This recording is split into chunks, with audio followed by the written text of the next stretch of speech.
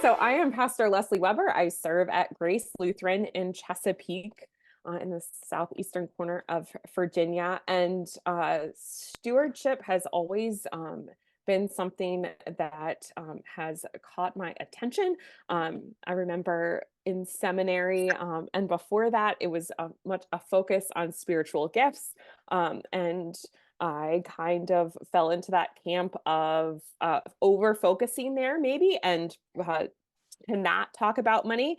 And partly through the work of our director of evangelical mission, Pastor John Wirtz, have kind of balanced out my appreciation for the breadth and depth of stewardship, which is why I think that I was asked to lead a workshop on financial stewardship for tonight. That connection being that Lydia sold this expensive cloth and therefore probably had means of her own, possibly to support that God worshiping community in Philippi.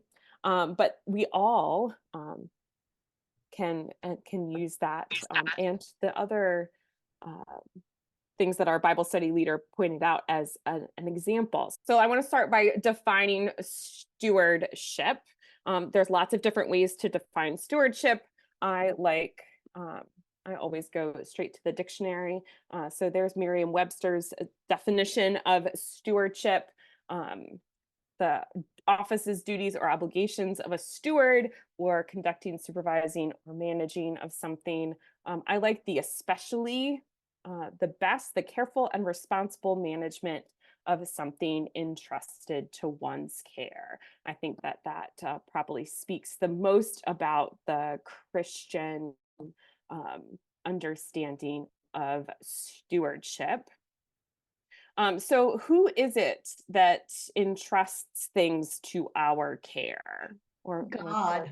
God, right? There's the good children's sermon answer, right? Just so we're all on the same page. And so what does God entrust to us?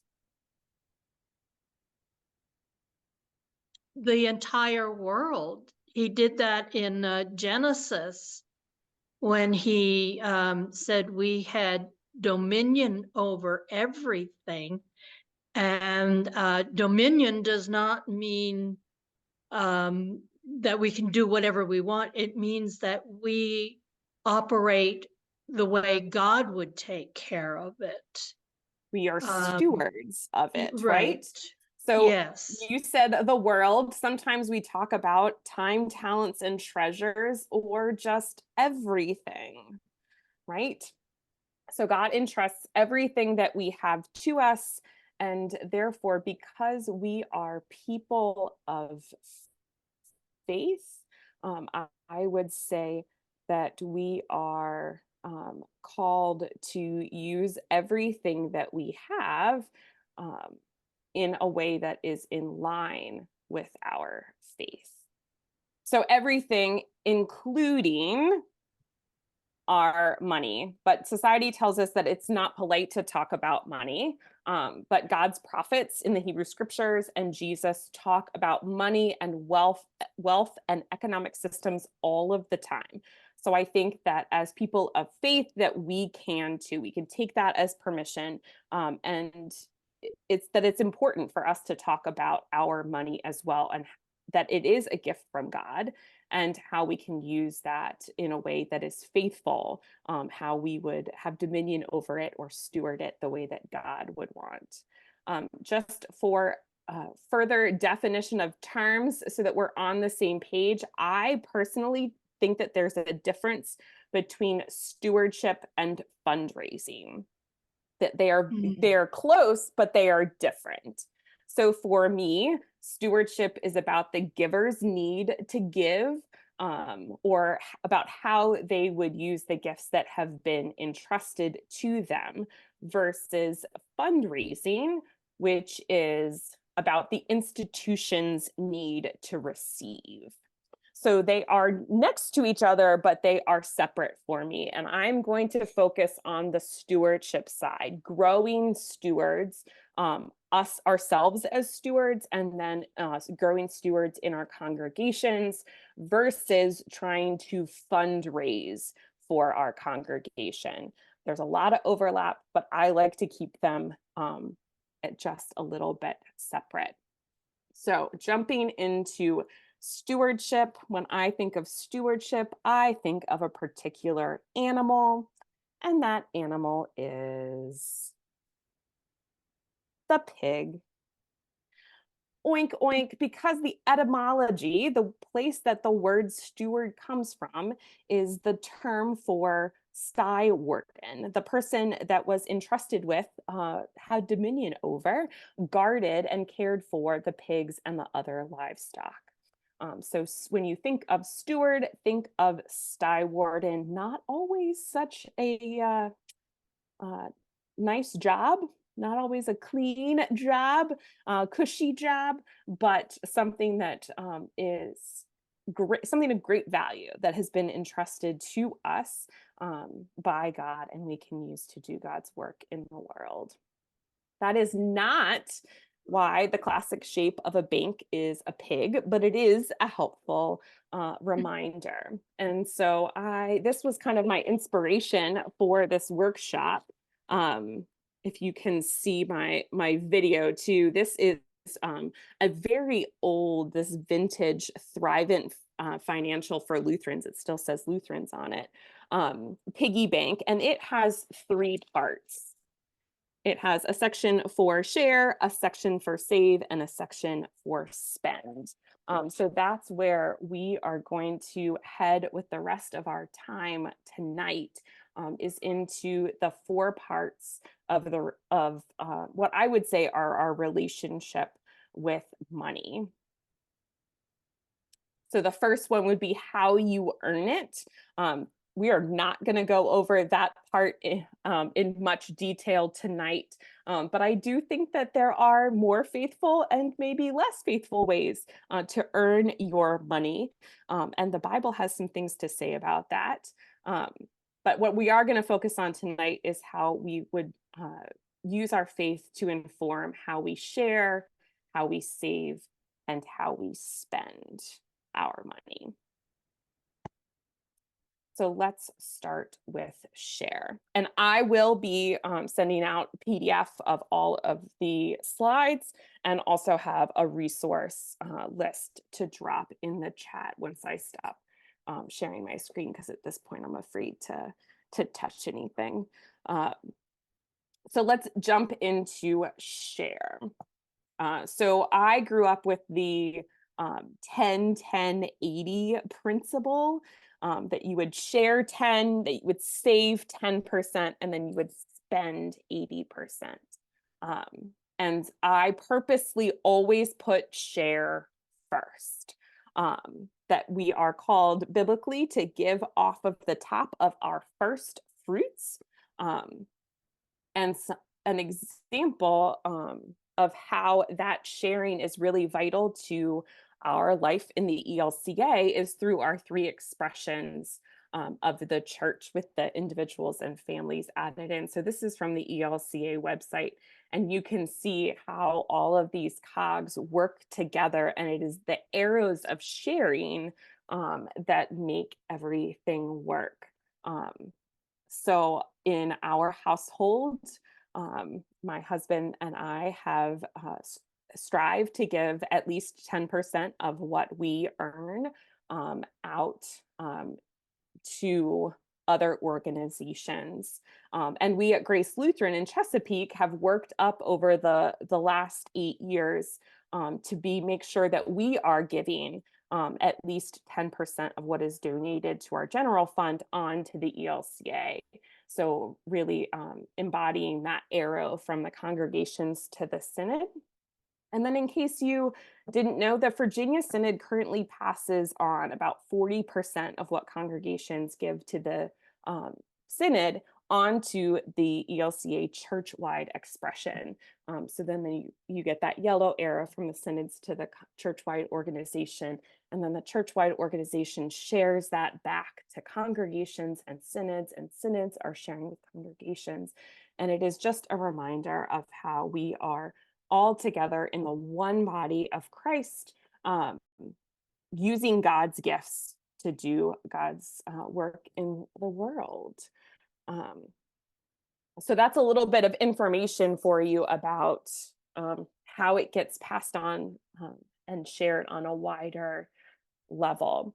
But I want to jump into thinking about how we would form ourselves as stewards and might work to nurture stewardship in our own congregations. So I want to talk about the different ways that people are motivated to give, because everybody will personally choose to share in different ways.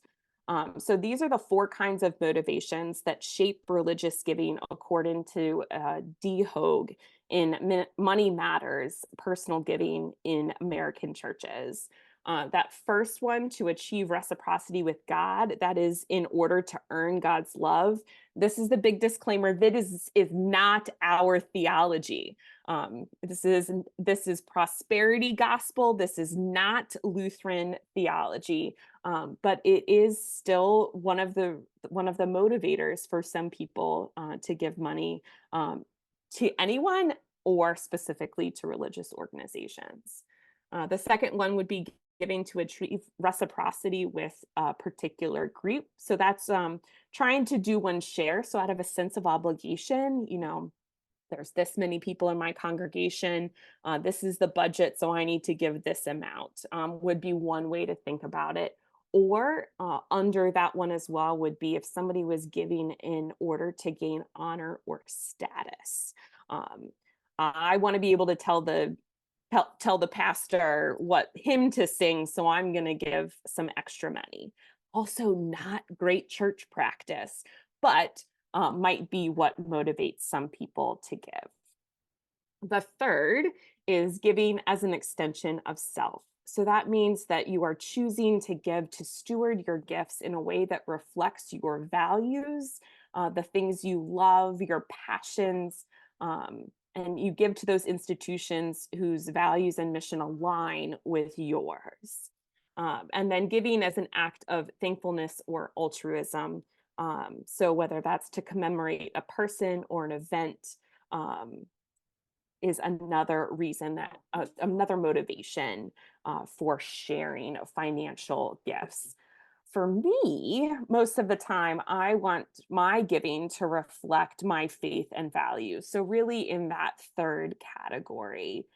So I seek to give to institutions whose mission and practices align with my faith and values. So it's important as an institution to be able to articulate our mission clearly. So on the personal side, I want to give to institutions that I know are using my money in a way that aligns with my values and are doing so in a responsible sense. And so when I put my pastor hat on, I then want to make sure that I'm trying to articulate my mission clearly, our mission as the congregation, and handle the money in a responsible way so that we are the kind of institution that I would give to. So this is something that you might think about doing in your congregation. If you already have a mission statement, great. If you don't, then you might want to come up with one. But either way, whether you have one or you need to come up with one, I would encourage you to think about whether your mission statement fulfills the hedgehog concept. So this is a phrase from Jim Collins, and he explains the hedgehog concept, as where what you care about, what you're good at, and what elicits excitement and therefore support, where that all coincides there in the middle, that's where your mission and programs should be. So this means that not every congregation needs to or should be doing all of the same things. You don't have to have all the same ministries. You don't have to be doing it all. If you don't have the passion and expertise and resources to do something, don't do it. Do your hedgehog really well. And this comes from a writing called The Fox and the Hedgehog, where the fox knows lots of things, the hedgehog knows one and does it really well. So the hedgehog knows one thing. So figure out what that mission is of your congregation or your institution, and then be able to clearly state your mission, and making sure all your ministries align with it. And that will hopefully help you to be able to invite others into partnering in that mission, sharing their gifts, and becoming partners with you. But I find an important part of being in those relationships, having those strong connections, is having clear and constant communication. Um, so ask, think, tell is the 3-step process that Charles R. Lane suggests in his book of the same name, Ask, Think, Tell, as a way to improve stewardship in congregations. So first, you make sure that you are asking, right? If you don't ask, some people might not know what it costs to do ministry, those kind of things. So make sure that you are clearly asking people to give of their time, talents, and treasures in order to fulfill the mission. Again, going back to my preface at the beginning, if you're only talking about time and talents, some people, especially if they're new to the church world, might not know that you need their treasures to do more ministry. So really make sure that you're asking for all that you need in order to fulfill your mission. And so you're looking for, and that you're looking for partners in that. So people need to know what they're going to join. So the next step after you have clearly asked for what you need and how it's going to fulfill your mission, think over and over and over again, constantly thanking your givers so that they know that you're appreciative, that their gift is and partnership is appreciated. But then also part of that thank can be the tell about how their partnership, their time, talents, and treasures have helped fulfill the mission, that hedgehog intersection, to make a difference in the world and to use Jesus' language, to do God's work in the world.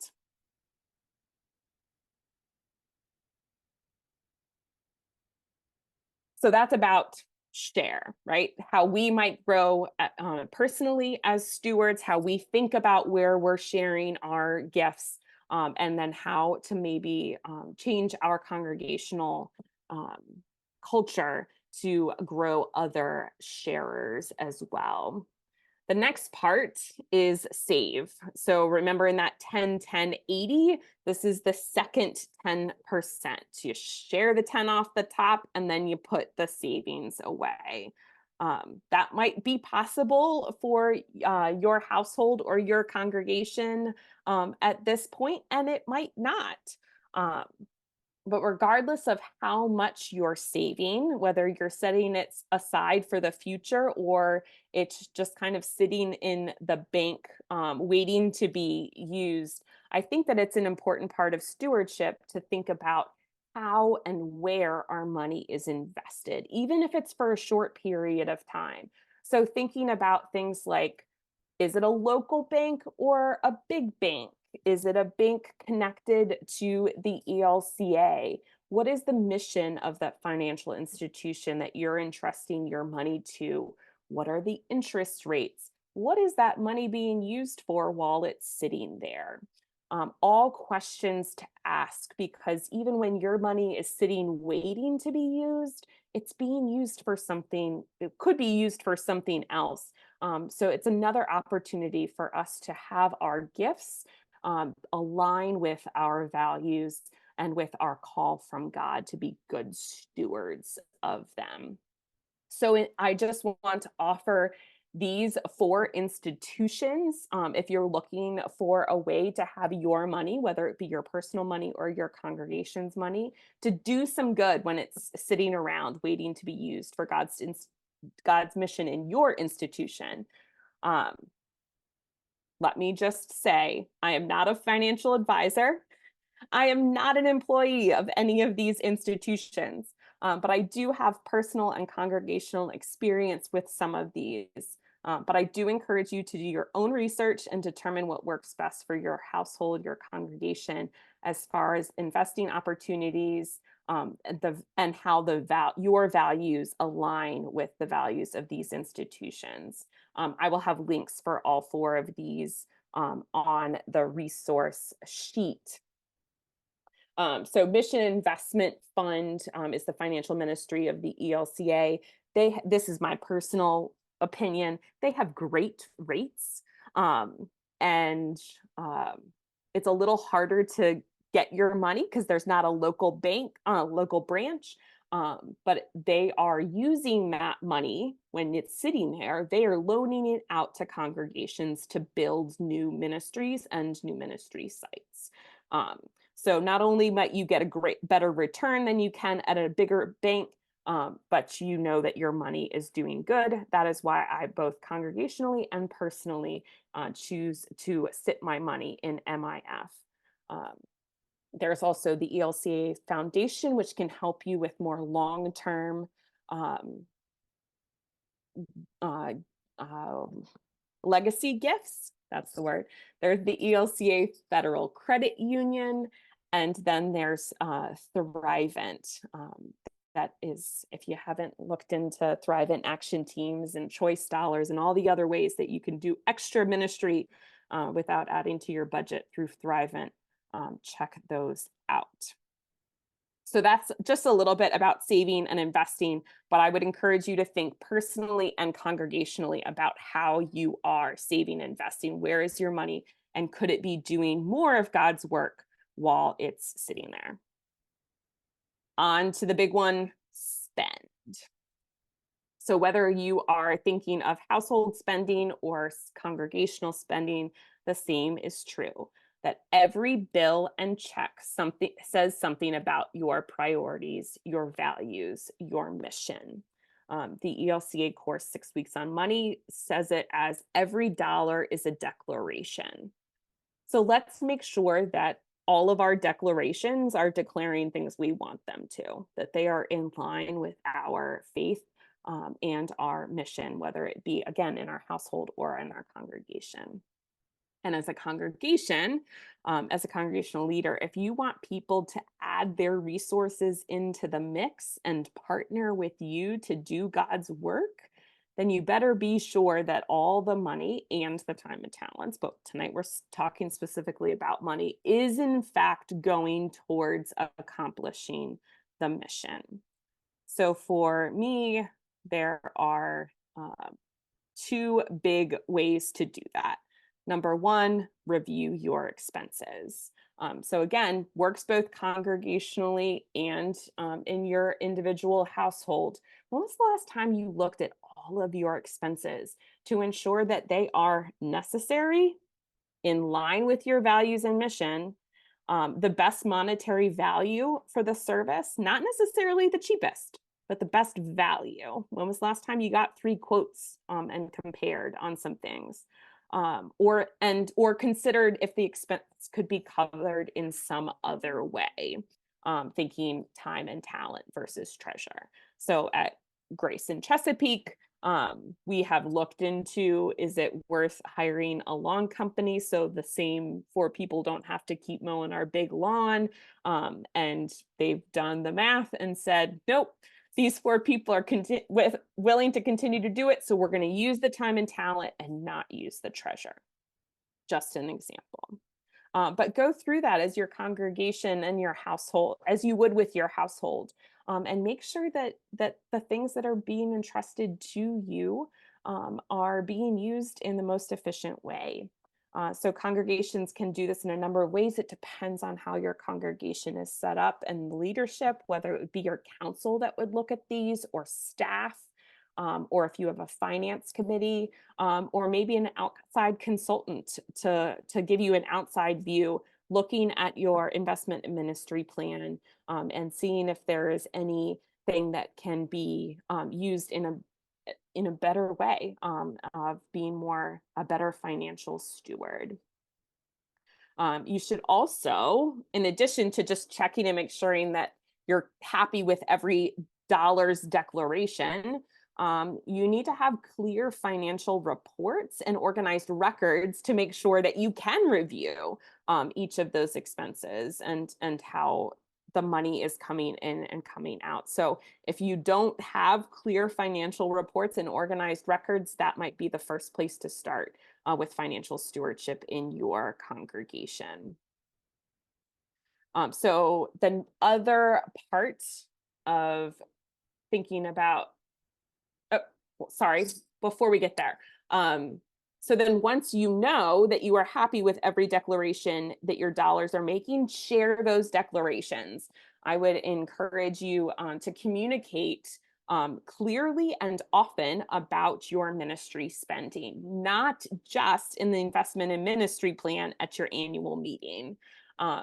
Consider with your giving statements, including a thank you note that has the tell in it, that points out your mission statement and how every financial gift is working towards that, fulfilling that mission.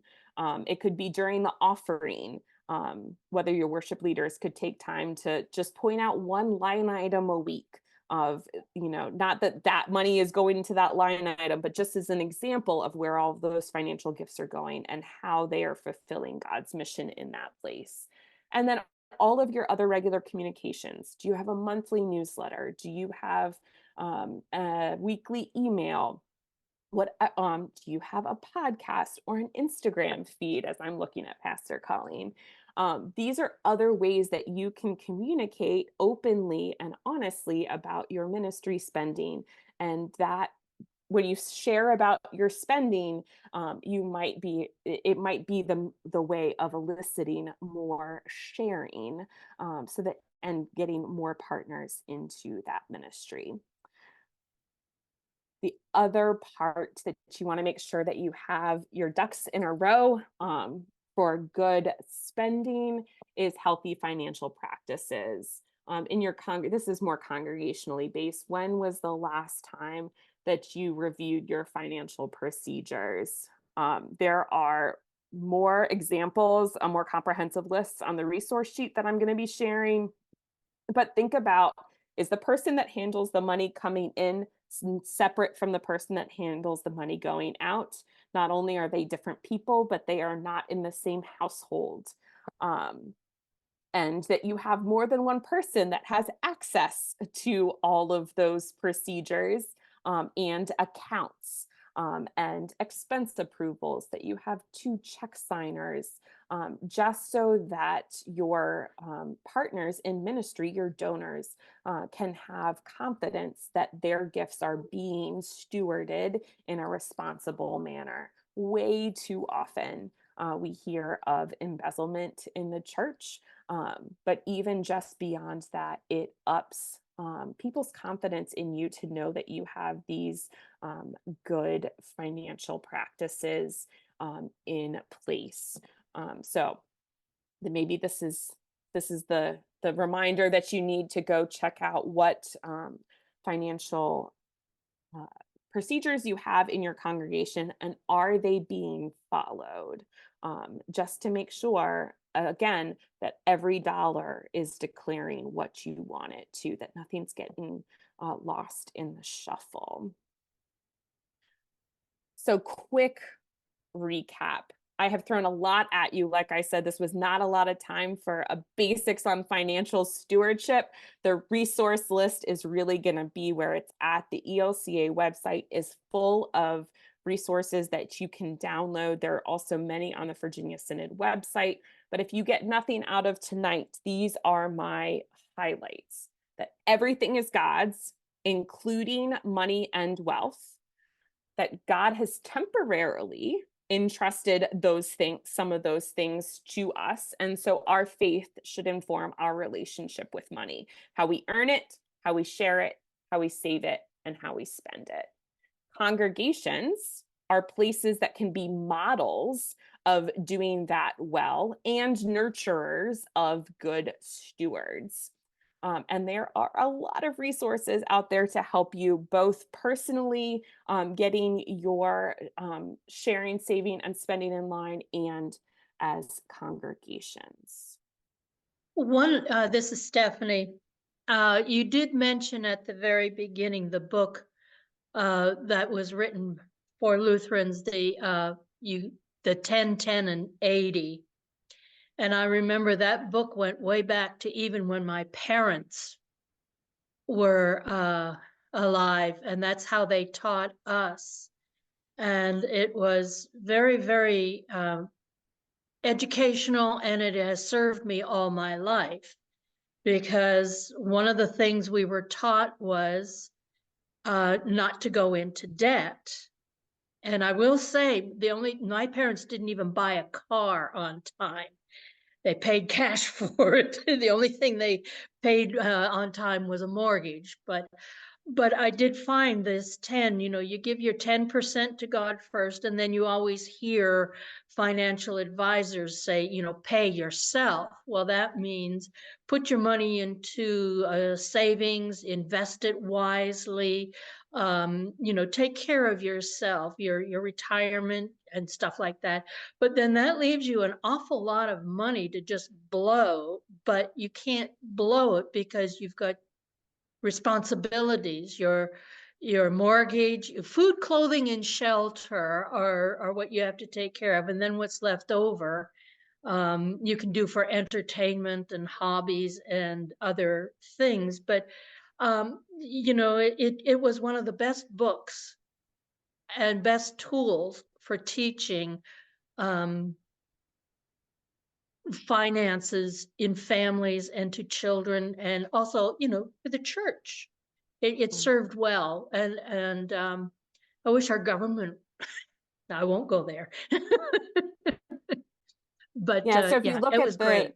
the handout that I put in the chat, I also put the PDF of the slides there as well, but they will be sent out. There are resources through the ELCA and through Thrivent to do some of that, talk about budgeting, financial planning. I really have appreciated 6 Weeks on Money, which is a relatively new program in the last couple of years, that is endorsed by the ELCA. That's where that phrase "every dollar is a declaration" comes from. But it starts with you determining your values, so that you can make sure that everything you do is in line with those, and those declarations are ones that you actually like.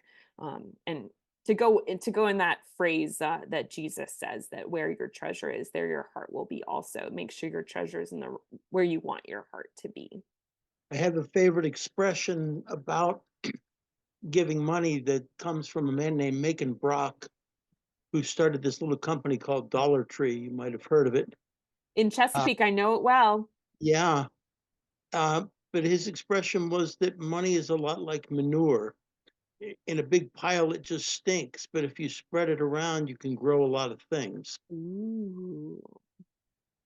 And I've thought about that as a means of saying that your money, your treasure, is one tool in making a difference in the lives of others, and would add to the motivations you've put in, which I think is a wonderful list. Mm. That your money is a way of loving neighbor, Mhm. and our call to love neighbor can be expressed through how we spend, save, and share. Um, One thing that we've noticed in looking at giving and percentage of giving, and that when you look at the population in your church, that we had segregated them by age, and the younger generation gives nothing, not even randomly. And and in talking, one thing that I thought was interesting, that when I grew up and went to church, and you had Sunday school, and you had, it mimicked church, and you gave an offering, your parents gave you money to put in the offering plate when you went to Sunday school, is that doesn't happen anymore. And so you have like generations of people that were never raised to share or give when they went to church. And so like the people that are now in their 30s and their 40s, they, they're not giving. They don't teach their kids to give. It's So like, real quick, I want to jump in with some data here. That I don't know who exactly you meant by the younger generation, but then you said 30s or 40s. That's me, the millennial. 75% of millennials actually give to charitable organizations. 75%, and we are pretty generous. The data shows. Xers, not so much, but it's because the motivation is different and where we're giving is different. right. So we might not be giving out of obligation 10% off the top to the church, but if you tell millennials, and we don't like to be grouped together, but you just got to do data that way. If you tell millennials what difference their money will make, they're going to be way more likely to give. They want to give to something that is going to make a difference to the world and to their neighbors. Don't count on them being the every week in the plate with a paper check. It's not going to happen. Right. But if you think about giving in other ways, digitally, recurring payments, have it by text or a QR code, not that digital is the only way to go. Some millennials still have checks and put them in the plate, but they're motivated differently. And so thinking about how you communicate how it's used is a big part of that. And it's good for every generation. We all become more generous if you tell us what difference our money is going to make. Well, that sounds good. Thanks so much. We have 15 seconds left. I don't know that we can say anything else, but thanks be to God, and may God grow us all into generous stewards of God's gifts.